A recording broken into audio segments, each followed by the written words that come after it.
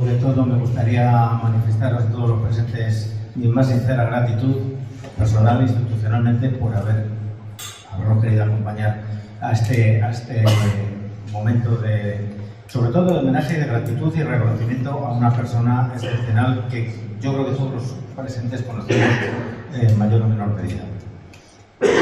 Y hablando de gratitud, como de bien nacidos y ser agradecidos, quiero manifestar mi gratitud no solo a Rafael Calvo Ortega, que obviamente que fue un hombre español excepcional, un caballero, un jurista del primer nivel, y aquí hay muchos que lo saben a ciencia cierta, lo que es una simple opinión, pero también una generación, a una élite, lo digo con toda honestidad, a una élite, una generación que tanto hizo por España. Gracias al esfuerzo, al sacrificio de todas esas personas, y no voy a citar nombres porque hoy estamos con Rafael Calvo Ortega, hoy en España disfrutamos de un gran país, que siempre lo hemos sido, pero que ahora tenemos un régimen, una democracia mejorable, como todo, no cabe duda, pero excelente. O como diría Rafael, espléndida. Esa es de Rafael, espléndida.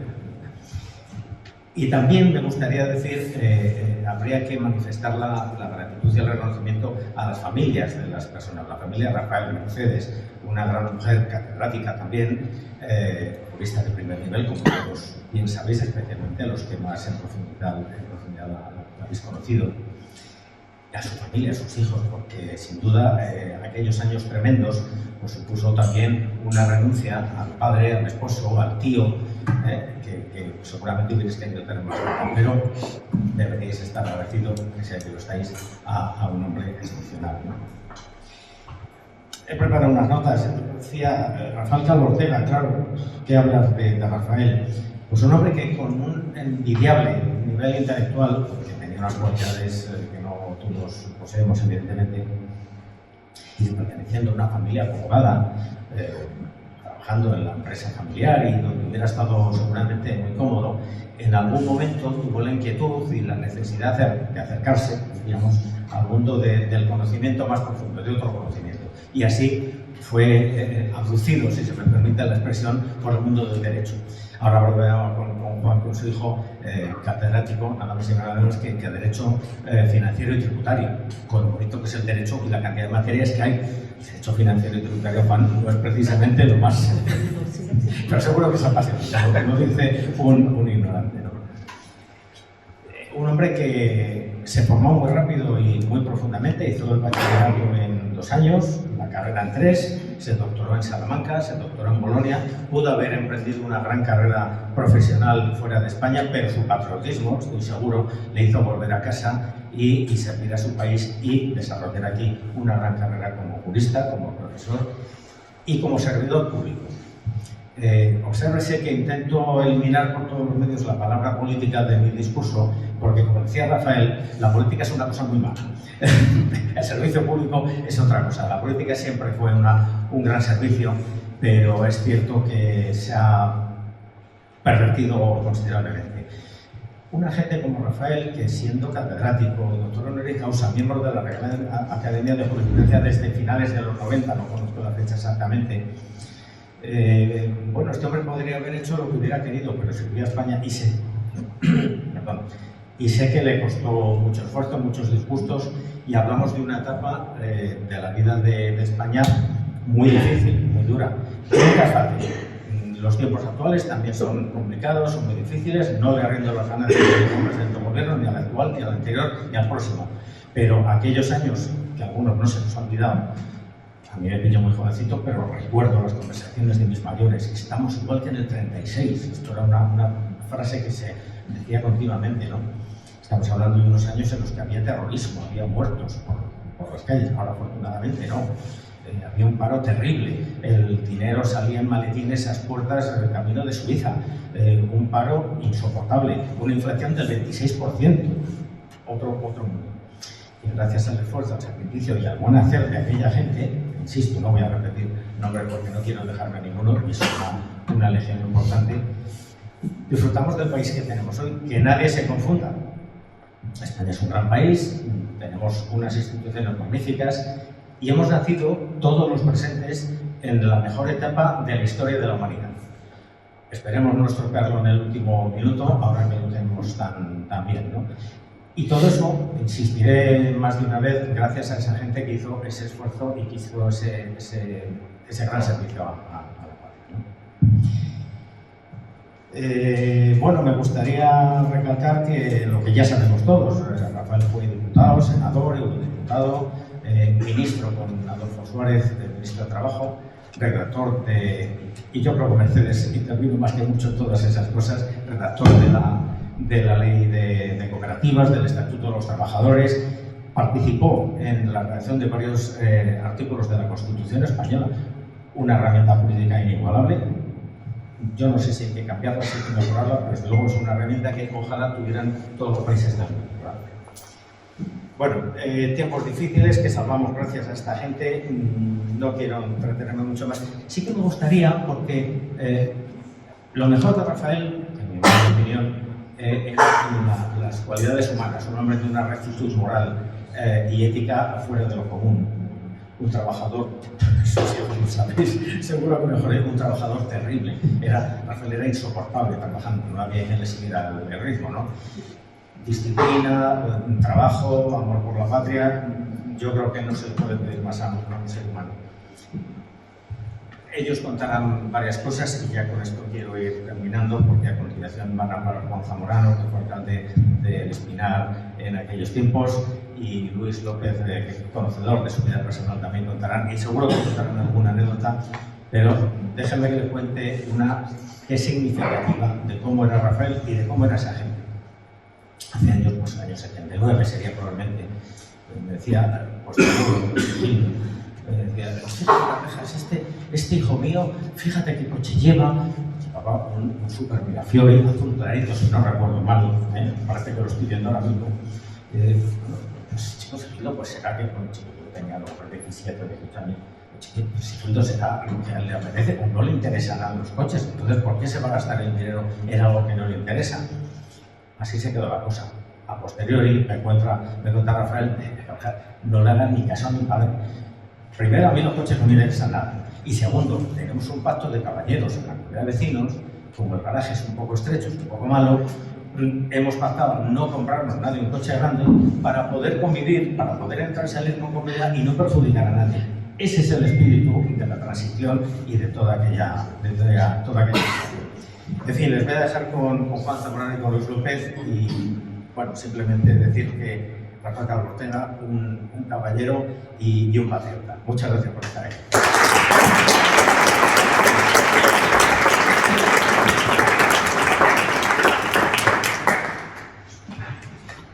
Pues buenas tardes y como es de bien nacido, soy agradecido, gracias Juan Carlos, primero por tu introducción y segundo por invitarme a poder decir aquí algunas palabras y poderme sacar la espina de hablar de Rafael Calvo en la medida en lo que yo puedo hablar, porque creo que es una figura a la que no se le ha dado la suficiente relevancia y que a mí me parece que es bueno que, y más en estos tiempos, que recordemos lo que representó Rafael Calvo. Fíjate, has dicho dos cosas que yo decía, ¿os imagináis ahora mismo que la ley de cooperativas o que el Estatuto de los Trabajadores fuese aprobado? No hace falta que me contestéis. Pero vamos, yo creo que dos cosas tan importantes y bueno, yo haré un repaso a ese tipo de cosas. Tengo un problema y es que como soy consciente de que cuando nos vamos haciendo mayores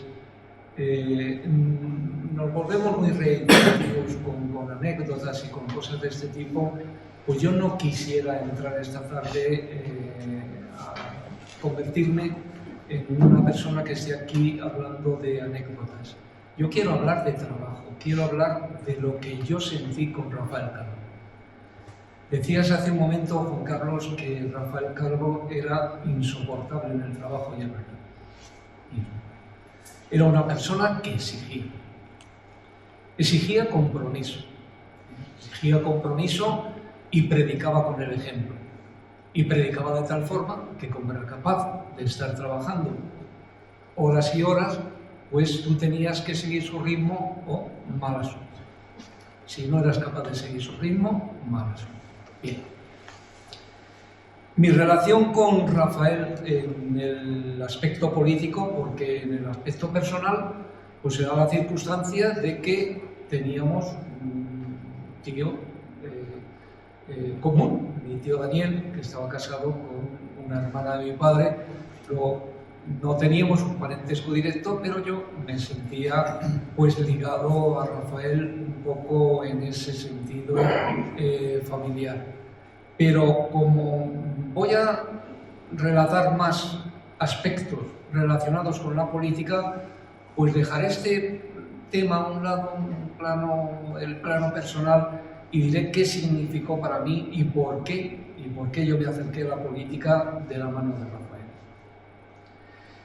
Antes de continuar, aquí hay personas, Antonio López, muchas personas, Antonio López me refiero a él porque fue compañero de partido, alcalde del Espinar con el CDS y bueno, porque trabajó mucho al lado de Rafael también y podía haber hablado, pues sin lugar a dudas, pues, probablemente bastante más que yo. O sea que, Antonio, tú cuando quieras intervenir, porque me parece que estamos aquí para ilustrar. Tienes que mirarte los apuntes. Bueno, quiero decir que hay personas con más autoridad que yo, ya no digo nada de su familia, que podrían hablar, pero yo sí que quiero pues contar un poco por qué yo me acerco de la mano de Rafael a la política.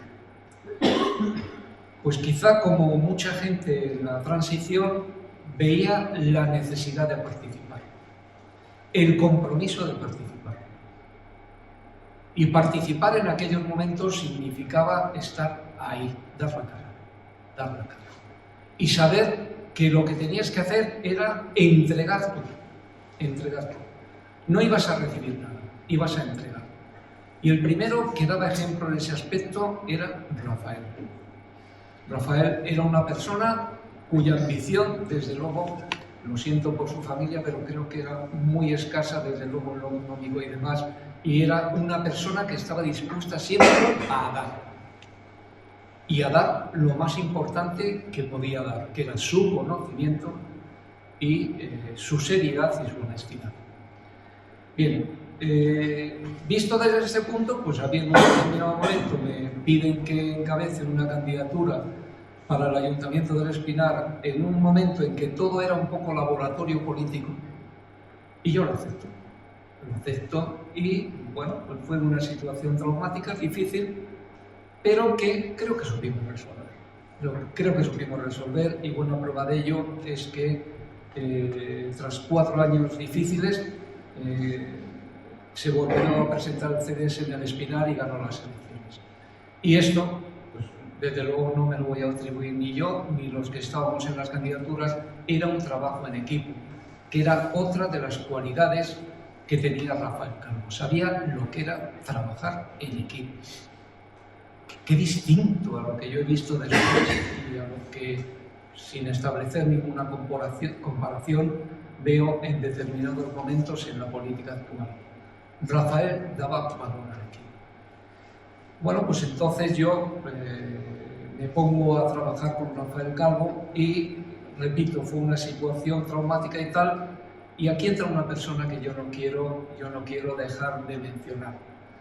Mercedes, la esposa de Rafael. Yo recuerdo porque, bueno, pues en aquellos momentos que teníamos mucho trabajo todos, pues había veces que llamaba a vuestra casa y me contestaba Mercedes. Hola Juan, ¿cómo estás? ¿Cómo va? Siempre tenía una palabra para ponerte paz y para que encontrases el camino de seguir con más fuerza. Y sinceramente, era una persona a la que admiro, quiero, y no puedo dejar de decirlo porque me parece que fue una compañera probablemente ideal para Rafael y un apoyo seguro, porque de la formación de Mercedes, pues, para que creo que cualquiera puede saber cuál es su formación, cuál ha sido su formación y cuál ha sido su trayectoria en el mundo profesional. Y después había otra serie de personas que, como siempre estoy diciendo, trabajaban en ese equipo, que era pues, gente como Juan Antonio Pérez, Toño Pérez, para todos los que le conocíamos. Y yo tuve la grandísima suerte de que Rafael en un determinado momento pudo seguir apostando por mi presencia y mi permanencia en política y mi colaboración en política, o haber dicho, oye, mira, me parece que no es el momento adecuado. No, todo lo contrario. Me abrió las puertas a conocer todo lo que era un equipo de gente que, sinceramente, yo no podré olvidar jamás. Os podéis suponer lo que era una reunión con Adolfo Suárez, con Agustín Rodríguez Sagún, con Federico Mayor Zaragoza, con una serie de gente que, sinceramente, pues te quedabas mirando y decías, bueno, pues de estos voy a aprender un montón. Y esto era lo que hacía Rafael, abrirte puertas para que tuvieses herramientas para poder dar en cada momento una respuesta a los problemas, en este caso mío, eran los municipales. Pero que, evidentemente, pues me había abierto una puerta de ver pues, cómo se hacía un programa en política, cómo se hacía un programa serio. He contado antes una anécdota porque la presencié y sinceramente creo que la puedo contar. Veréis. Nosotros dábamos mucha importancia al programa político. Y Adolfo Suárez, quizá por aquello del puedo prometer y prometo, más. ¿Por qué? Pues por una razón, porque decía, es que no se me olvidará, lo decía, a mí no me volvéis a hacer, no me vais a oír decir, puedo prometer y prometo en cualquier cosa que no tenga la certeza absoluta que voy a poder cumplir. Y ahí entraba Rafael. Ahí entraba Rafael, ¿por qué? Porque Rafael tenía una solidez y tenía unos conocimientos que le permitían ser capaz de calibrar junto con el equipo económico, el equipo político, etcétera, etcétera, le permitían calibrar que lo que íbamos a decir en el programa político fuese al nivel que fuese, íbamos a poderlo hacer o no lo íbamos a poder hacer. Y la anécdota consiste en que uno de los colaboradores de aquellos programas, voy a decir el nombre porque me parece que estamos entre Ramón Tamames, pues tenía unas ideas realmente geniales en determinados momentos, pero muy arriesgadas. Y recuerdo cómo en determinada ocasión, pues Adolfo le dijo a Rafael, oye Rafael, yo me tengo que ir, quédate aquí, porque solamente me quedo tranquilo si te quedas y eres capaz de parar los pies a Ramón en aquello que consideres que no es tolerable. Esto fue así. Este era Rafael. Una persona de confianza, una persona coherente, una persona seria. Cuando digo de serio, pues no es verdad. Era serio en cuanto a su presencia, en cuanto a su trato serio en que cumplía. Era una persona divertida. Era una persona divertida. Yo recuerdo múltiples anécdotas, pues cuando hemos ido haciendo campaña por ahí, que bueno, a mí me hacía reír porque le veía cosas que decía, bueno, Rafael tenía cosas que muy simpáticas. Y además tenía una cuestión para mí importantísima en la política, la proximidad. Rafael sabía pisar la calle. Y la sabía pisar de tal forma que a veces era dolorosa para los que le acompañaban. Dentro de esas anécdotas, pues resulta que, para un político y para un vecino es muy importante que la persona a la que está escuchando sepa su nombre. Rafael se sabía el nombre de casi todas las personas con las que nos entrevistábamos, pero por si acaso te llevaba al lado y te pegaba unos codazos. Si yo llegué a tener hasta moratones en el brazo de que me decía quién es usted. Y lo curioso es que cuando yo le decía quién era, me decía, ¿qué nombre? ¿Qué no? ¿Qué es esto? Y tenía razón. Bueno, este era Rafael. ¿Qué más cosas os podría decir? Bueno, yo con Rafael llegué en un determinado momento en el que él se hace con la presidencia del CDS, porque Adolfo Suárez pues dimite, momentos muy difíciles, mucha borrasca. Bueno, pues una vez más confió en que podía aportar algo y me dijo, oye, vamos a ver qué podemos hacer en Castilla y León. Y yo pues bueno, pues que es muy difícil que diga que no haga, pues dije que sí. Y bueno, pues inicié una nueva etapa con él. Era en aquellos momentos yo diputado provincial y iniciamos una etapa en la que, intentando reforzar la situación política en Castilla y León del CDS, pues bueno, yo accedí a unas elecciones porque nosotros no había dedazos, había elecciones. Y conseguí ser secretario general de Castilla y León del CDS. Con un equipo, la verdad es que excelente, con un equipo excelente. Como dice Juan Carlos, es verdad, y creo que esto podéis darte vosotros, con una expresión que decía Rafael, un equipo espléndido, espléndido. Era su palabra cuando quería decir que estaba de acuerdo en algo, era espléndido. Y bueno, pues tuve la oportunidad de trabajar con un equipo espléndido y que estaba encabezado por Charo Diego, que era había sido presidenta de la Diputación de Salamanca. Tuvo que salir por una ventana ante una manifestación que hubo y bueno, invadieron la Diputación, no sé qué, no sé cuánto, y tuvieron que salir por una ventana porque si no aquello hubiese podido terminar muy mal. Pero también teníamos otra serie de gente pues, que conocía perfectamente el entramado de la política. Y en ese sentido es donde digo que a Rafael le gustaba pisar la calle y le gustaba pisar los problemas. Y recorríamos los pueblos, recorríamos las ciudades, recorríamos las capitales viendo cuál era el problema y desde el poco poder que teníamos, qué podíamos aportar. Y hubo cosas que aportamos de una forma, yo diría que trascendental. Y en nuestro municipio, Antonio, corrígeme si me equivoco en esto, pues fue en uno de los que pudimos hacerlo, por ejemplo, con la traída de aguas de un canal que había quedado fuera de uso y que significaba, corrígeme la cantidad, 700, 800, 900 millones de aquellas pesetas que, bueno, yo recuerdo que en Castilla y León nos decían, oye, estáis locos, no se lo estamos dando ni a Valladolid y lo vamos a entregar aquí, porque además, que este es un detalle importante, a él no le importaba que lo enterrasen, a él le importaba lo que significaba para nuestro municipio el poder mantener el agua. Pero no solamente eso, pues también hizo el Centro de Formación Profesional, es decir, fueron tantas cosas, pero no era solamente en el Espinar. Claro, yo en la etapa de eurodiputado, y voy saltando de unas cosas a otras, porque no quiero extenderme, y seguramente Luis posteriormente irá más a los diferentes temas, yo te apoyaré en todo lo que necesite, pero Rafael no miraba solamente por su pueblo, miraba por todos los sitios.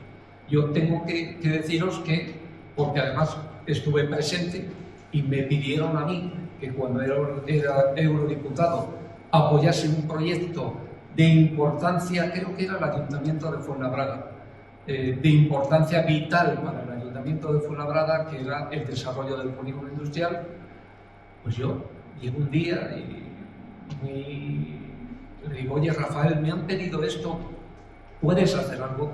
Dice, hombre, si puedo hacer algo, para eso estoy.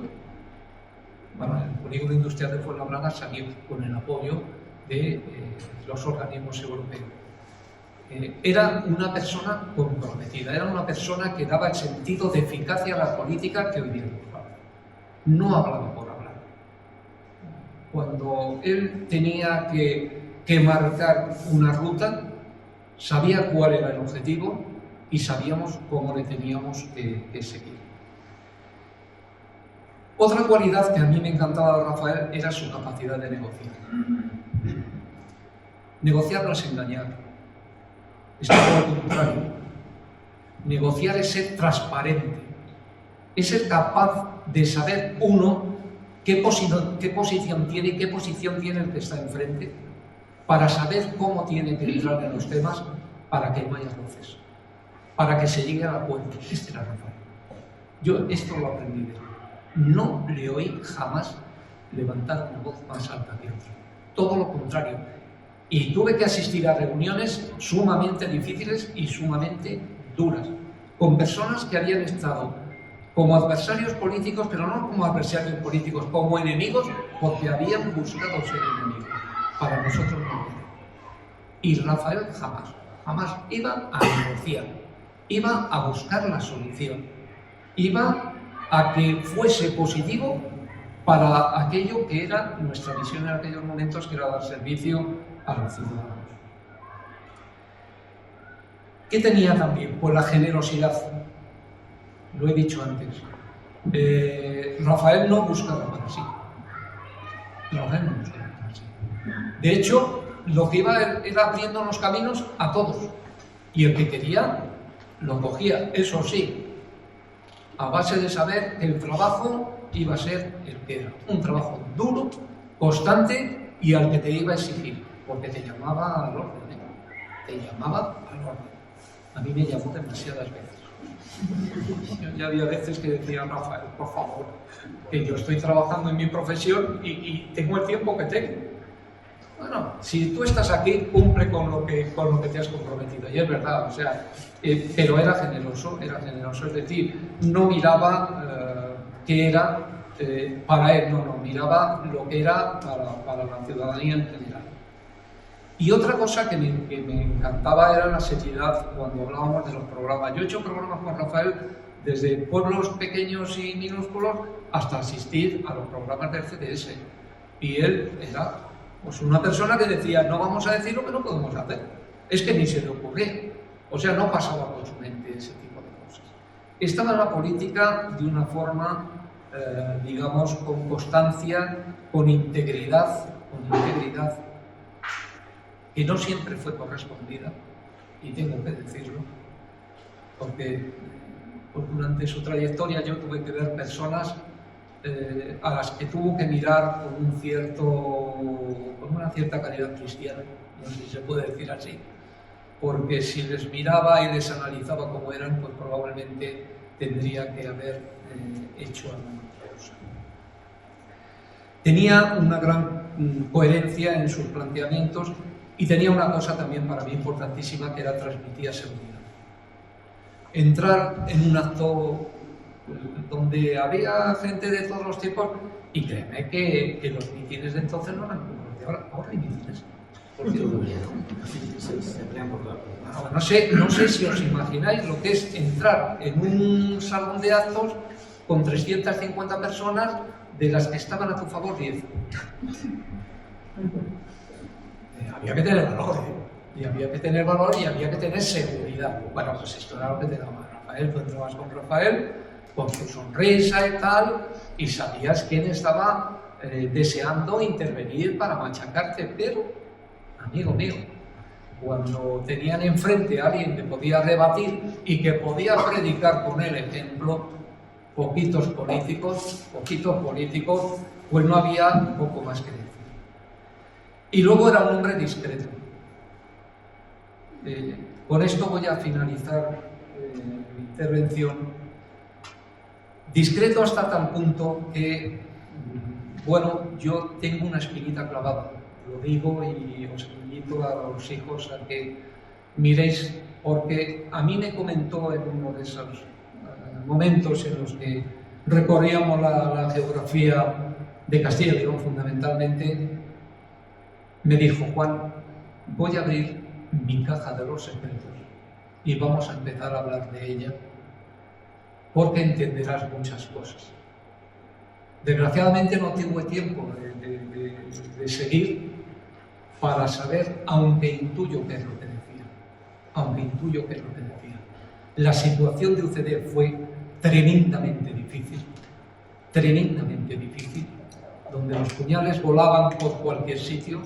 La situación del CDS prácticamente igual, y la situación del 23F, entre otras situaciones muy delicadas de aquellos momentos, prácticamente igual, y en todas ellas estaba Rafael. Estaba Rafael, además, apoyando. Y esto es lo que yo creo que no se ha valorado suficiente. Cómo apoyó a un líder como fue Adolfo Suárez, que yo sinceramente tiene todo mi respeto, porque creo que lo que le conocí, me quito el sombrero, por ser lo más directo y lo más cordial posible. Este era Rafael, y yo he tratado de contaros algunas cosas, pero seguramente algunos de los que estáis aquí podéis contar mucho más. Y yo os invito a que lo hagáis, y de momento dejo la palabra a Luis, que con más orden y seguramente que con más acierto, pues os va a hablar. Muchas gracias por escuchar. Bueno, gracias al Ayuntamiento de Ortigosa, gracias a Juan Carlos por el interés en la figura de Rafael, gracias a la familia de Rafael por permitirme además contar algunas anécdotas más de las que ha contado Juan.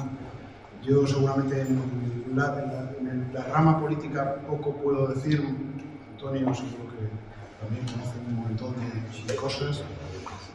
Yo tuve la suerte de conocer a Rafael pues cuando ella tenía en torno a 80 años, que ya estaba retirado de la política, no tanto de su vida académica, y lo conocí a través de su hermana Lucía. Entonces yo me voy a permitir algunas de las adjetivaciones que ha dicho Juan, las voy a trasladar yo para darles valor y profundidad mediante anécdotas que proceden del propio Rafael, de su hermana Lucía, de su cuñado Emilio, de su primo Masi, de buena parte de sus sobrinos, en fin, de su entorno, incluso de lo que él mismo me contaba, porque fíjate, hubo durante unos cuantos años una costumbre, y es que o él o yo nos llamábamos los sábados por la mañana a casa. Yo a Rafael le empiezo a conocer un día, he tenido siempre una rareza, lo asumo, y es hablar con la gente mayor, porque me han aportado tanto, la gente con edad, con experiencia, me han contado su vida, sus vivencias, su trabajo, su abnegación. Una de las cosas que yo quería hacer era hablar con Rafa, nuestro padre. Y un día en casa de vuestra tía Lucy, Lucía Caro, yo le decía a Lucy, soy incapaz de hablar con tu hermano. Floren me había facilitado el teléfono de vuestra casa, yo llamaba, pero debía ser una hora fatal, nadie cogía el teléfono. Así que yo se lo dije a Lucy y me dijo, ¿cómo que no puedes hablar con Rafita? Yo me ocupo. Entonces, al día siguiente me llama Lucy y me dice, llámale el sábado a tal hora que va a estar esperando tu llamada. Y así fue. Así fue. Es como conocí a vuestro padre, como empezamos a hablar. Quedábamos allí en Pintor Rosales, al lado de vuestra casa, en una terraza, charlábamos un rato y nos llamábamos por teléfono, nos carteábamos, y yo decía, Rafa, qué antiguos somos, de verdad esto no se lleva ya ni en el mango los paraguas, o sea, cartas con membrete, esto es flipante, perdón por la expresión. Pero bueno, eso lo decía y nos echábamos algunas risas, la verdad. A mí una de las cosas que cuando Juan Carlos me decía que él participara en este acto, yo me gustaría que hoy, ya lo ha hecho Juan, pero me gustaría profundizar. Se ha hablado mucho de la sustantivación de Rafa, es decir, el catedrático, el político, el jurisconsulto, el académico, el eurodiputado, pero se ha hablado un poco de la persona. Entonces, Juan ha apuntado algunas virtudes de Rafael Calvo Ortega. Ha apuntado, pues, la admiración del trabajo, era una persona discreta. Yo voy a ver si puedo profundizar en eso, pero con anécdotas que proceden de todas estas personas que os he dicho, incluso de vuestro propio padre. Entonces, por eso os tengo que agradecer, porque igual descubro un secreto. No creo que está casi todo publicado. Una anécdota. Os decía que nuestro padre, Rafael, llamaba a mi casa al teléfono fijo, por supuesto, los sábados por la mañana, o le llamaba yo. Los sábados por la mañana, un hombre recto, formal, con aplomo. Mi hija era muy pequeña, Martina, entonces en cuanto oía el teléfono salía corriendo para atender el teléfono, como buena niña. Entonces cuando le cogía, veía el teléfono y decía, es para ti. Yo le decía, ¿quién es? Y me decía, ¿está don Luis? Porque era lo que Rafael decía, ¿está don Luis? Y decía, vale, es Rafa, ya lo cojo. Vuestro padre además fue una persona comprometida que intentó participar incluso desde Madrid o desde donde estuviera en la vida social de la Asociación Cultural Centenario. Lo hablaba contigo hace un momentito. Prologó mi primer libro, un libro que sirvió para que la Ermita del Carmen se pudiera dignificar. Y no solo prologó, sino además que es el capítulo 1, unas entrevistas en las que hablábamos. Estaba empeñado en que él tenía que ser miembro de la Asociación Cultural. La Asociación Cultural tenía una particularidad, y es que no se pagaban cuotas. Por una cuestión económica, nadie podía sentirse excluido de participar en la asociación. Así que el acuerdo que se tomó es que cada cual aporte lo que quiera. Bueno, pues vuestro padre esto no lo entendía. Él decía, no, me tienes que decir cuánto tengo que poner para ser socio. Dice, Rafa, lo que quieras, ¿verdad? Que no hay... Un día recibí una carta suya, por supuesto, con un cheque al portador para que lo ingresara en la cuenta de la asociación. Por supuesto, lo ingresé, le mandé un justificante y le llamé para decir, pero Rafa, no tenías que haber hecho esto. La contestación fue, tú te lo has buscado. Porque no le había dicho cuánto tenía. Por cierto, fue bastante generoso. Lo digo públicamente, 300 euros, cuando la gente pues, solía poner 20, 50, el que más. Fue terriblemente generoso. Pasamos entonces a la adjetivación, si queréis. Es decir, se ha dicho que tuvo una enorme inquietud intelectual. Y no fue una inquietud intelectual que viniera con el tiempo, que viniera con su formación universitaria, que viniera con el hecho de ser catedrático. Él mismo me contaba una anécdota con su profesor en San Rafael, Gonzalo Martín Arévalo, años 40 aproximadamente. Por cierto, una de las primeras veces que le vi, le dije, porque Rafa, tú has nacido en el 33, ¿verdad? Y entonces hizo así y me dijo, Dios mío, vienes bien informado. Bueno, pues él era del 33, años 40, seguramente porque era un crío. Él me decía, dice, yo siempre tuve mucha inquietud por los libros. Decía que la casa de las paralelas un día se hundiría, estaba llena de libros, y que además Mercedes, nuestra madre, le decía, hay que quitar libros. Y una mañana decía, empecé a quitar libros y dije, este no, porque me han regalado. Ay, este es de la Universidad de Bolonia. Este tampoco, porque está dedicado. Dice, en una mañana conseguí quitar 3. Bueno, tenía mucha inquietud intelectual y me contaba que ya siendo un niño, él leía los clásicos. La democracia, el voto, los derechos, y que esto un día se lo preguntó a don Gonzalo Martín Arévalo, su maestro, año 40 y tantos. Imaginaos aquella clase, los listos delante, los más torpes detrás, un estrado, un encerado, un crucifijo y el retrato de Franco. Y cuando le dijo, don Gonzalo, ¿qué es eso de las libertades, de la democracia, de votar? El maestro se dio la vuelta al retrato de Franco y dijo algo así como, Franco, Franco, tus hijos no te merecen. Bueno, estos son algo que acredita la inquietud que no vino de la universidad. Él ya era inquieto intelectualmente. Por cierto, me decía en cierta ocasión que él había tenido ofertas para participar en el régimen de Franco y que las había desdeñado todas porque no le parecía honesto. Eso también es una de las características. Para él era un hombre vinculado al trabajo. La meritocracia era importante, el trabajo, la obligación. Voy a leer un fragmento que me he traído aquí algunas cosas. Decía, la celebración de las elecciones generales que conocieron una participación y una ilusión muy notable, eso también una expresión muy de razón, muy notable, pusieron de manifiesto que el gran avance político tenía que ser seguido con urgencia de medidas y avances sociales y económicos. La Constitución fue la gran respuesta. Es uno de los gruñidores de la Constitución española. Es una de las personas que, como él decía, él pulía ideas. Pero es que para hacer grandes obras hay que tener grandes proyectos. Si no hay proyecto, no hay obra y no hay edificio constitucional que lo soporte. Era un hombre, además, ya lo ha dicho Juan, preocupado por la sociedad.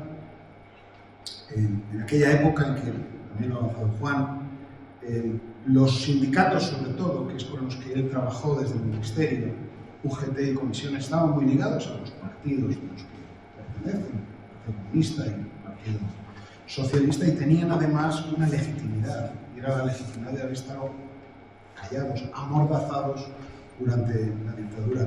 De manera que para él siempre dijo, esto aparece en un libro que está escrito en alemán con su hijo Juan, en las políticas sociales de la transición, era importante una especie de segunda transición.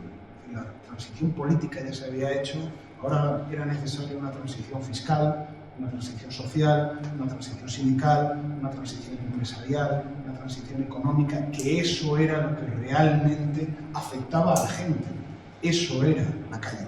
La calle no era la Constitución, aunque la Constitución fue la gran palanca.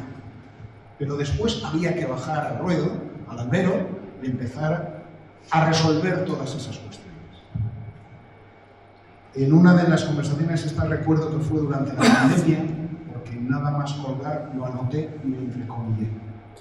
Yo le preguntaba a Rafa, no sé si recordaréis, en la pandemia, las hemos hecho muy largo, pero no hace tanto, empezó a haber un enfrentamiento social muy intenso.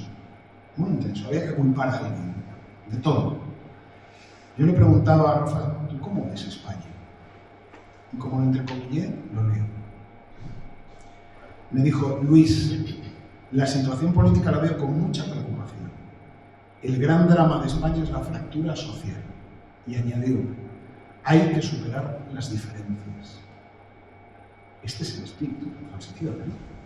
Hay que superar las diferencias, las fricciones y los desencuentros que inevitablemente se producen y se producirán. Hay que superarlos. Esto es la preocupación de la sociedad, de la que hablaba también Juan. Era un hombre dialogante. Un hombre dialogante. Hay que superar las diferencias. Fijaos qué frase tan demoledora, pero qué contenido. Pensad en cómo está nuestra situación social hoy, igual sacamos alguna conclusión de aquí. Cuando él llega al ministerio, esto me lo contó también, amén. Cuando él llega al ministerio, dice, una de las primeras cosas que me sorprendió es que allí no sonaba ni un teléfono. Resulta que teníamos que negociar la salida de un país de donde veníamos y allí nadie llamaba. Así que se volvió a lo que era, le dijo, su secretario, y le dijo, llama a Nicolás Redondo y a Marcelino Camacho. Entonces se le quedaron todos mirando, porque eran los líderes sindicales, y nadie había llamado a un sindicato en la vida. Dijo, pero es que eso aquí no se hace. Y dijo, pues a partir de ahora sí se va a hacer. Y ahí es donde empieza, claro, un ministro está llamando a los sindicatos, cuando, bueno, ya veremos cómo y de qué manera. Ahí empieza algo que también Juan ha dicho, el diálogo, la negociación. La negociación, como dicen los americanos, es un win-win. Rafa era dialogante, sabía negociar, pero sabía argumentar cuando no quería negociar. Y os pongo un ejemplo, una anécdota. Cuando los sindicatos llegan al ministerio, una de las primeras demandas que tienen es que el Ministerio de Trabajo es patrimonio de los sindicatos, porque procede del sindicato vertical. Rafa intenta argumentar diciendo, hombre, el sindicato vertical se nutría de presupuestos generales del Estado y los sindicatos de cuota sindical. Es decir, que bueno, es vuestro. No, nos tienes que dar el edificio del ministerio, que es un mamotreto en Madrid, ya sabéis dónde está. Y entonces Rafa dice, bueno, pues claro, podemos llegar a un acuerdo, pero antes tenéis que tener un dato en la cabeza. Y ahí es donde viene que satisface. Porque les dijo, solo tenéis que saber que el mantenimiento diario de este edificio cuesta 2,5 millones de pesetas al día. Los sindicatos se miraron y dijeron, pues no la vamos a querer. Entonces, Pero Va a ser que no. a cambio, va a ser que no, pero a cambio nos tienes que dejar que pongamos unas tiendas de campaña en los jardincillos que hay delante con una pancarta que diga que nos están expoliando. Vuestro padre debe decir, pues a ver. Vosotros. Bueno, él dialogaba, hombre, también sabía negociar con unos argumentos absolutamente sólidos. No era poco, no era poco. Hoy fijaos qué diferencia con la política. Ya ha hablado Juan de algunas cosas sobre su iniciativa y las cosas que hizo. Él fue ministro de Trabajo, que fue 2 años y medio. De hecho, 80, ¿no? Poco más o menos. Ojo, 2 años y medio después incidiré en una época muy dura. Era la época de plomo en España, en la que cada 3 días había un muerto. Había que ponerse en la diana voluntariamente. Y él lo hizo, era una persona valiente. Pero tiene esa iniciativa, desmontó el sindicato vertical, nombró a otro segoviano, a Julio Nieves Borrego, presidente del Banco Rural Mediterráneo. Anécdota, cuando Rafa le dice a Julio Nieves, que por cierto Julio Nieves le presentó a Adolfo Suárez, ahora os lo cuento, cuando Rafa le dice a Adolfo Suárez, tenemos que nombrar a Julio Nieves presidente del Banco Rural y Mediterráneo porque está hecho unos zorros. Adolfo Suárez le dice, y claro, Adolfo Suárez había sido gobernador civil en España, y le dice, ¿y qué sabe Julio del banco? Y le dijo Rafa, precisamente por eso, porque no tiene ni idea y es honesto, va a limpiar todo lo que haya que limpiar. Y le nombraron presidente del banco, efectivamente, tenía sobre todo cabeza, que era y honestidad y sentido común. Hay veces que es lo que... Y un hombre práctico. Constituyó el Instituto Social, también, por cierto, la casona del Espinar, en San Rafael estuvo vinculada al Instituto Social de Tiempo Libre, el Instituto de Mediación y Arbitraje, el Instituto de Estudios Sociales, en fin, poned lo que queráis. Y esto en 2 años y medio.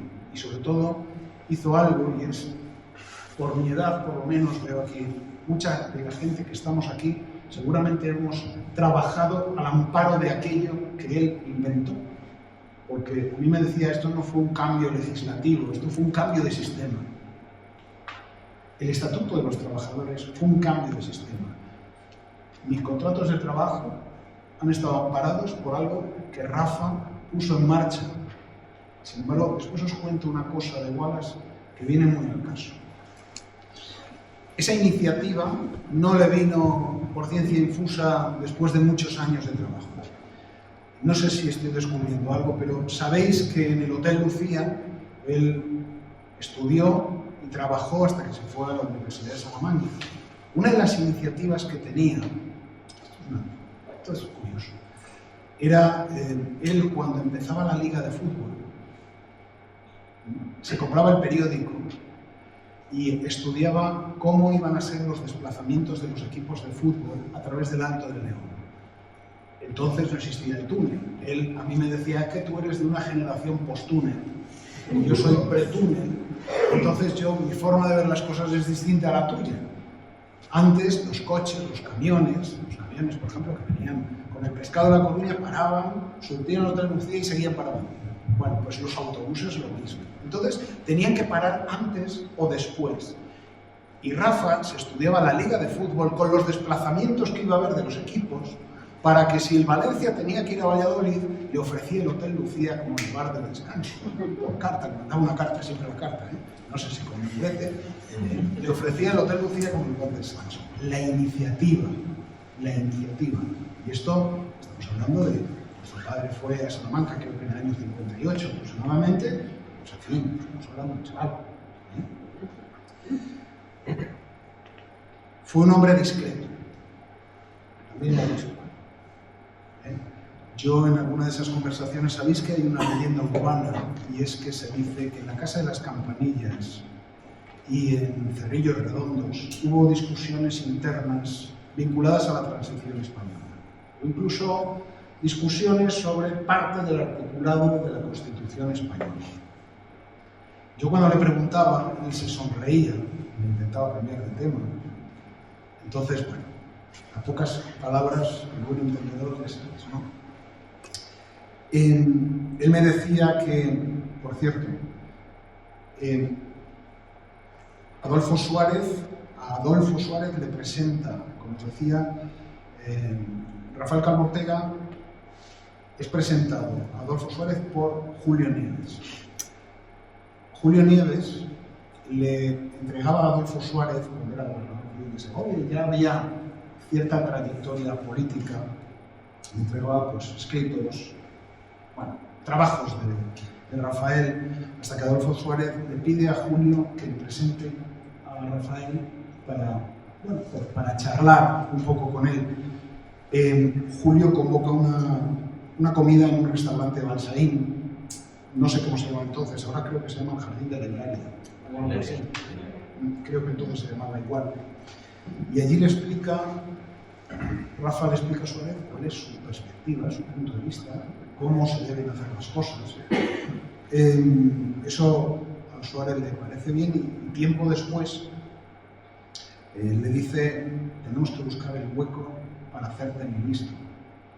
Y Rafa, que es una persona humilde, también me ha dicho Juan, era una persona humilde, dice: hombre, yo me dedico a pulir ideas.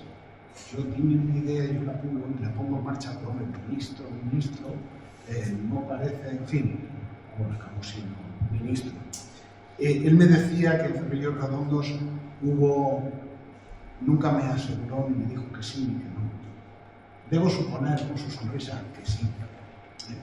Él me decía: oye, allí en Cerrillos Redondos, porque era donde veraneaba Suárez, hubo reflexiones muy profundas. Dice: claro, te diré que cuando yo era ministro y estaba en el partido, pues hombre, yo iba los fines de semana allí, pero claro, el presidente se había venido con una mochila de problemas, no podía ir yo con otra mochila de problemas. Pero bueno, aún así, como Suárez estaba muy preocupado por la viabilidad del Estatuto de los Trabajadores, pues hablábamos del enfoque, hablábamos de la organización sindical, hablábamos del fortalecimiento social y añadía, en fin, las cosas que uno habla con su jefe. Digo, pues yo con mi jefe, no sé, si hablo de fútbol y del tiempo y un poco más, pero vamos, del fortalecimiento social, Rafa, yo no hablo con mi jefe. Eso ya te lo digo. En fin, era una persona discreta que no decía una palabra que no debiera decir. Y desde luego, como dice Juan, si no podía confiar, no lo hacía. Ni se le ocurría. Era una persona efectivamente humilde. Me voy a quedar con una frase que también se la oí cuando le dan el premio especial de la Diputación Provincial de Segovia, en la Academia de Artillería, que la verdad es que yo tuve el honor de redactar la memoria que defendió esa candidatura. Él dijo algo que ojalá hoy se aplicase. Decía que el gran antídoto contra la corrupción era la austeridad. Nadie que sea austero será corrupto, será muy difícil, porque no va a querer más de lo que merece, o lo que piensa que merece. Rafa fue un hombre.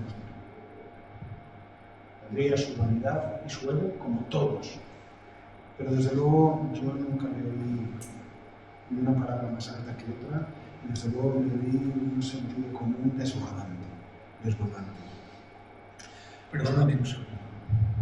Perdóname un segundo porque no puedo evitar, fue la última vez que en ese acto yo estuve con vuestra madre, porque se acercó a mí y me dijo: acércate y ayuda a bajar a tu amigo porque ya no es capaz de bajar solo. Y yo me acerqué un poco cohibido, porque, bueno, claro, Rafa era bastante altito, y ayúdale a bajar de ahí. Y le digo: oye, Rafa, qué bien te veo. No eres funcionario tampoco. Sí. Y le digo, oye, Rafael, qué bien te veo. Y dice: bonito, a ver si te compras unas gafas mejores, porque la verdad es que estoy hecho una pena. Pero me lo dijo con sonrisa. Quiero decir esto porque es cierto que era un hombre simpático, con toda su seriedad. Perdón. Sí, pero viene muy al caso. En esa época efectivamente estaba fastidiado de las piernas, sobre todo le costaba moverse. Yo recuerdo cuando presentamos el segundo libro de la Asociación Cultural Centenario, le mandé una invitación, nos con él, le dijeron que se puede ver, y me dijo: yo sabré estar presente, pero sin estar presente. Y me mandó una carta, y bueno, en una de esas conversaciones, cuando él me hablaba de lo que había aportado al municipio del Espinar, de lo que había aportado a San Rafael, pues hombre, es una pregunta de perogrullo, ¿no? Le dije, Rafa, ¿nunca te han propuesto una calle? Un reconocimiento en el pueblo. Le dije, ni lo he buscado ni me he negado, simplemente no ha habido la oportunidad. Debo reconocer que hay miembros de la Asociación Cultural Centenario que yo le dije, yo me ocupo. Y nos ocupamos, ¿verdad? Nos ocupamos, tenemos una memoria, no sin fricciones políticas, también nos lo digo, porque se nos dijo algunas cosas y desde la Asociación Cultural Centenario tuvimos que buscar un consenso y una vez que lo habíamos obtenido, el Ayuntamiento nos pegó un codazo. ¿Qué le vamos a hacer? Pero bueno, los primeros que se sumaron inmediatamente fue el Partido Popular y Ciudadanos. Bueno, eso son otras historias. Fue un hombre realmente comprometido con su tierra. Para él el pueblo era la suma de individuos, es verdad. Si Juan suma 6 y yo sumo 1, entre los dos somos 7. Y eso es cierto. Él siempre decía, yo lo que me han pedido ya está en mi mano, ya lo ha dicho Juan, siempre he podido hacerlo. Aquí está Antonio. Yo voy a contar una historia, una anécdota que tiene que ver con Rafa, pero el protagonista es Antonio. Porque cuando estábamos intentando lo de la calle, yo recuerdo en una fiesta de San Rafael, tú ibas a la banda y tal, y me acerqué a ti, no sé si te acordarás, Sí, me acuerdo. y te dije, mira, Antonio, me ha contado Rafa que la traída de aguas al municipio, pues lo hizo contigo, siendo tu alcalde, después vino Jesús Olmos, que también aprovechó una parte de los presupuestos, y que además en un coche Antonio López y Rafael Calvo se cogieron, se fueron a Valladolid. En su coche. En su coche. Siempre en su coche. En el Miraflores. Sí. No, era un Peugeot, pero que no metían un caquín. Bueno, se fueron a Valladolid. Tenía 4 velocidades y yo, Rafa, vete quinta que va por siempre en su coche. Se fueron a Valladolid, se entrevistaron con el que entonces era presidente de la Junta de Castilla y León, Aznar, su hombre fuerte, Lucas, y se trajeron para el pueblo 800 y pico millones de pesetas, con las que se pudieron hacer, bueno, pues hasta entonces yo creo que eran, no sé, acometidas de agua precario, y bueno, pues por suerte se pudieron hacer eso, una inversión, como decía Juan, que ni Valladolid no podía soñar. En aquellos momentos era consejero de fomento de la Junta José María Monforte. José María Monforte era del CDS. José María Monforte Carrasco. José María Monforte Yo Carrasco. es que soy amulense. Pues yo me acuerdo que me decía, yo no sé cómo voy a hacer esto, pero si es que no puedo invertir esto en Valladolid, pero bueno, ahí está. Ahí está. Conseguiremos otra cosa, creo recordar, y es algo que hoy sería impensable. Con la ley de montes en la mano y la ley de evaluación ambiental y cosas de estas, sería impensable. Es el cerramiento del monte. Eso es anterior. Es anterior. Eso es anterior y fue la Cámara Agraria quien él era ministro y fueron a verle y pues queríamos cerrar el monte, pero bueno, ¿cuántas puertas hace falta? Bueno, el monte de Aves, que muy grande, bueno, que lo cerraron.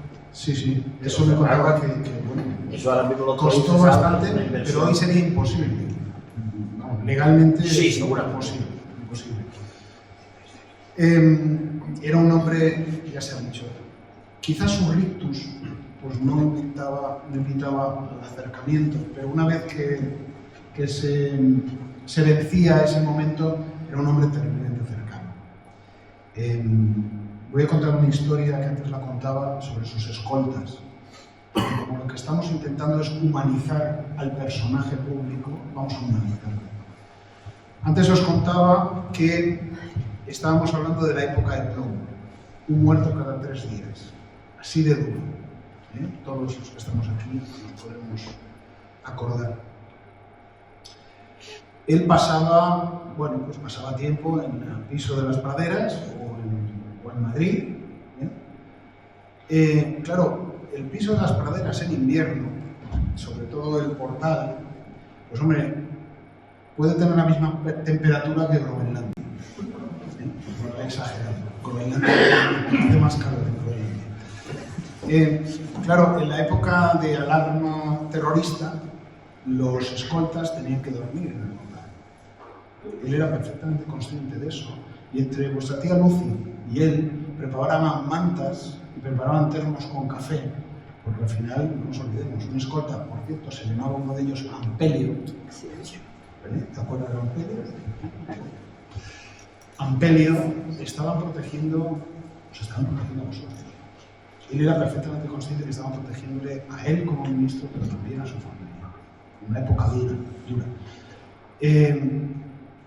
Contaba además, en cierta ocasión, esto lo debió ser en Madrid, porque debían tener que dormir los escoltas, o al menos pasar las noches los escoltas en el rellano de la escalera, y llamó a Javier Hernández, de Muebles de la Unión, y le dijo: tienes que traerme algo para que esta gente por lo menos descanse.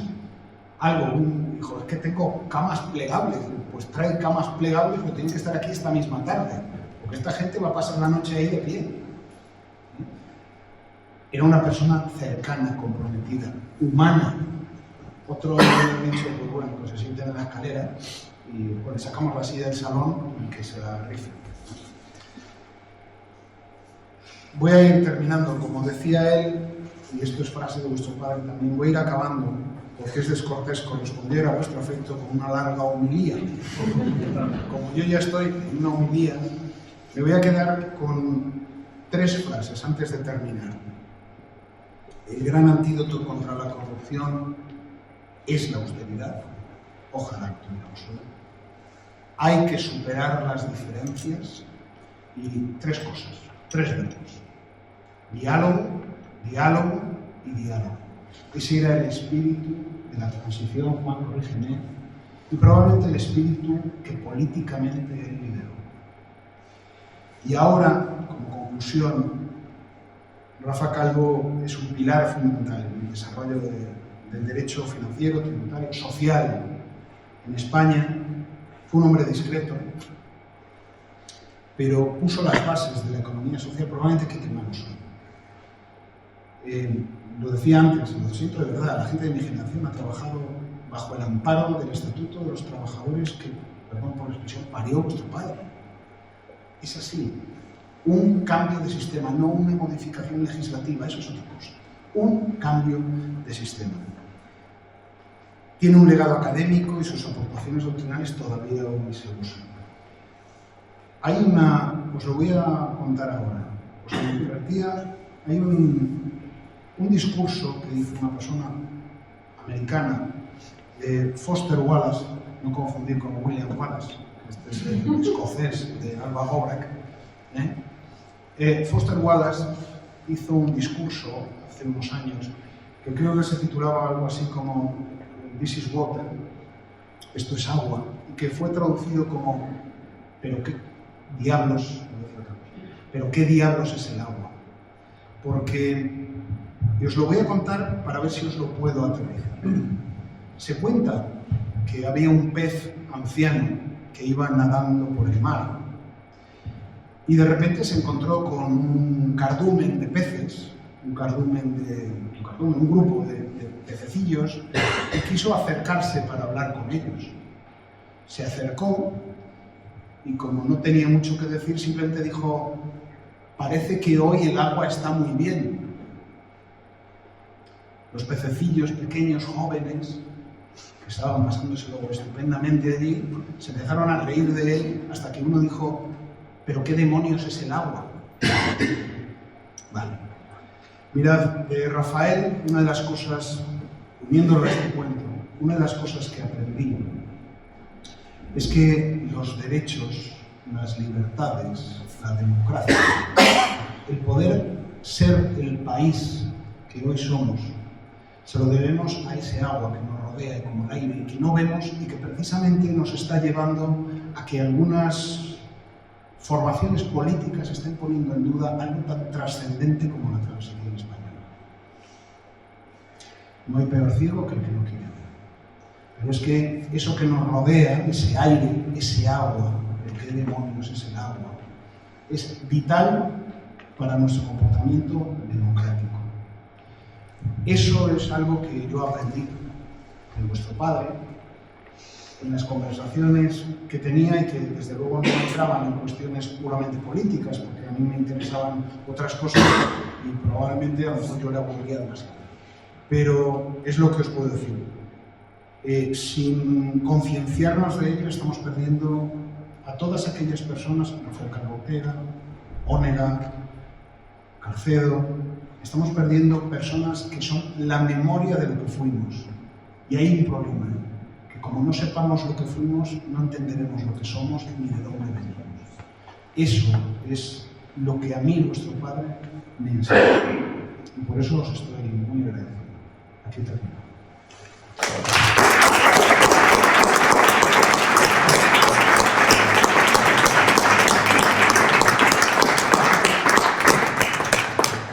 No sé si alguno de los hijos de Rafael quieren aportar alguna cosa más. Estáis en vuestra casa, lo que hagáis bien hecho está. Dejadme deciros, porque tuve una conversación contigo, Juan, hace años cuando el Ayuntamiento de Espinar le otorgó el Parque del Loro, el Parque Rafael Ortega. Comimos juntos, no te acordarás que solo comimos juntos, y tú me preguntabas, claro, yo soy un alcantucho de 3 alcuartos, de Deportivos Alconce, y hay 1 millón de euros de presupuesto, no es el Espinar, no es Segovia, no quiero ofender con esto a ningún municipio, que además os tengo un respeto muy especial, ¿no? Pero me preguntabas, claro, cosas de gente de esta derecho financiero y tributario, pero hablar de fútbol, tal, de fútbol. ¿Y cómo ves un tipo como tú, un alcalde de un pueblo pequeño, todo esto de la conciliación presupuestaria, de los remanentes de tesorería, la toma de gasto y tal?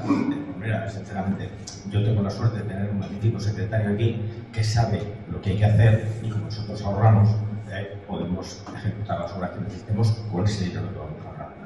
Esto es una cosa que tu padre, vosotras lo sabéis mejor que nadie, la obsesión por el ahorro, no endeudar al Estado para no perder la soberanía, me parece que algo así venía diciendo, eso es fundamental, sí se puede, yo sé que hay ayuntamientos que tienen que estar endeudadísimos y no lo criticaré nunca, pero los que sí que podemos tener un cierto nivel de ahorro, diríamos, pues es todo lo que estamos haciendo. Y yo puedo decir con mucha satisfacción, y tengo aquí a 2 compañeros de mi corporación, opinamos siempre lo mismo. Nosotros desde esta es la 4ª legislatura, procuramos guardar, de manera que tenemos siempre un remanente de tesorería de en torno al 50 al 60% del presupuesto, lo que nos permite, cuando tenemos que ejecutar una obra distinta que no cabe en el presupuesto, hacemos la modificación presupuestaria pertinente, tiramos de nuestros ahorros y seguimos adelante. Y no nos endeudamos. Este pueblo no debe nada a nadie. Insisto, no quiero con esto ofender a nadie que tenga otra situación, porque sé que no todo es lo mismo. Pero yo creo que esa enseñanza también de las muchísimas que trasladó vuestro padre, pues en algún sitio sí que ha acabado. Y yo se lo agradezco de corazón. No sé si alguno más quiere aportar algo nuevo. Antonio, tú has sido alcalde con él, Figueredo, será alcalde, por favor, es el alcalde de tu pueblo. Yo lo único que puedo decir es, bueno, yo creo que su micrófono se escucha bien. Oye, gracias por estar aquí. No, faltaría más. Yo creo que lo único que podemos aportar es que, como bien ha dicho Luis, a mí me gusta siempre recalcar que nunca sabremos dónde queremos ir, si nunca sabemos dónde hemos ido. Y yo creo que estas vivencias y todo lo que hemos tenido la oportunidad de poder leer, poder escuchar, yo creo que es fundamental para que el futuro, yo en mi caso, el futuro de un municipio, pues tengas una idea clara de dónde quieres ir. Y como bien decías tú, al final, yo no lo he aprendido de él, lo del tener siempre remanentes, como decías, pero que al final yo creo que la vivencia de una casa es la vivencia que él ha tenido y la que ha dado a todo lo que tiene alrededor, ¿no? Yo creo que cualquier persona que se ha acercado a Rafael, al final lo que ha aprendido es eso. Y una apreciación, que no sé si antes Luis ha hecho hincapié en ello, yo creo que al final fue el precursor y al final quien hizo el INS tal y como lo conocemos hoy en día.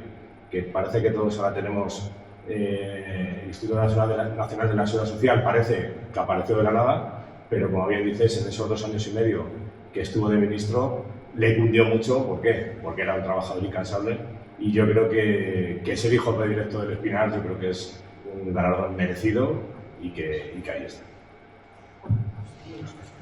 Bueno, yo casi me veo privado. Tienes que... A contar una cosa. A ver, Rafael era tremendamente respetado. O sea, era increíble.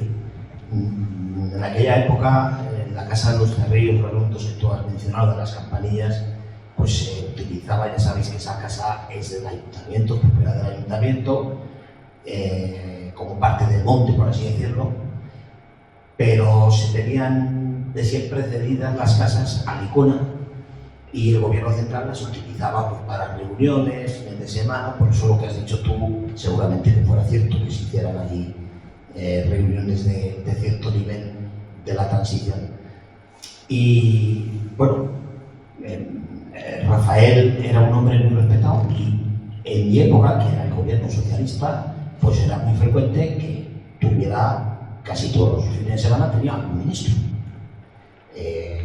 En asuntos, algunas veces particulares y otras veces pues reuniones con directores generales, sus secretarios, etc.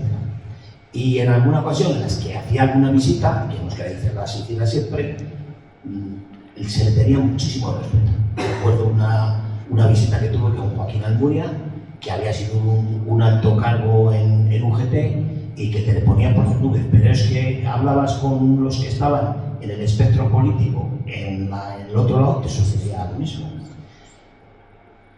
Has hablado del tema de la calidad de agua. Rafael ha intervenido en el municipio del Espinar en muchísimos asuntos de envergadura, Y esta reunión que tuvimos en Valladolid con el asunto de la calidad de aguas, lo que nos llevó allí duró 2 minutos, porque Aznar, que no se conocían, se conocieron en ese momento, inspector de Hacienda, había estudiado en los libros de Rafael, con lo cual recibía la visita de su profe, así es. Y entonces, cuando planteamos la problemática que teníamos, que ya teníamos estudiado con el consejero, además teníamos la suerte de que era ingeniero de caminos y lo entendió bien, aquí duró 2 minutos. Después hablamos de otros temas de política nacional, pero si tú dices, Rafael, que hay que hacerlo y está visto, pues se hace y se lleva adelante. Y yo tuve con él muchas conversaciones en estos viajes y era un hombre de máximas. Siempre te decía, recuerdo 2 de ellas. Una de ellas, como él era experto en tributos, en la hacienda pública, él siempre decía, el impuesto que no paga uno, lo paga otro. Eso está claro. Porque en aquella época todavía la inspección de Hacienda no estaba muy desarrollada y había mucha evasión fiscal, sobre todo de grandes empresas, había mucha evasión fiscal. Entonces, claro, si hay unos poderosos económicos que no pagan, luego hay otros muchos pequeños contribuyentes que van a poner lo que ellos no ponen. Y como él también desarrolló el Estatuto de los Trabajadores, hablando un día bueno, pues de los derechos que el Estatuto proporcionaba a los trabajadores, decía, mira, Antonio, sin unas relaciones laborales justas, no hay democracia. Si la democracia se limita a que cada 4 años eliges quién te gobierna, pero quien te gobierna no te protege, si te pueden despedir de cualquier manera sin casi indemnización y no tienes una protección laboral, pues la democracia no sirve de nada. Habéis hablado antes de la austeridad. Era un hombre muy austero y luego era un hombre que tenía una rectitud moral impresionante. O sea, era una cosa ya fuera de lo común. Antes he comentado, no, íbamos en su coche, no, es que no quería ir en el coche del ayuntamiento, que el ayuntamiento del Espinar tenía un coche, pero no vayan a decir. A ver si van a decir, vamos en tu coche.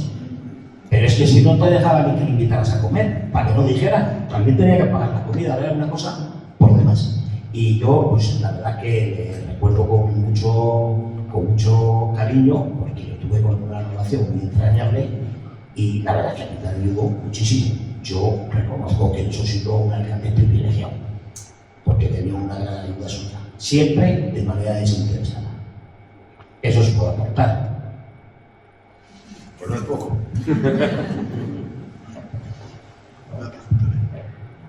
Bueno, pues nada, pues terminamos aquí. Muchas gracias a todos por venir. Siempre tendremos... Yo siempre hablaré de Rafael en presente. No voy a decir nunca era... Hombre, sí, fue catedrático, pero para mí sigue estando porque sus enseñanzas están ahí y todos las hemos asumido. Lo que siente es que llama gente joven para aprender estas cosas, pero bueno, ya se lo transmitiremos de cualquier manera. Muchas gracias a todos.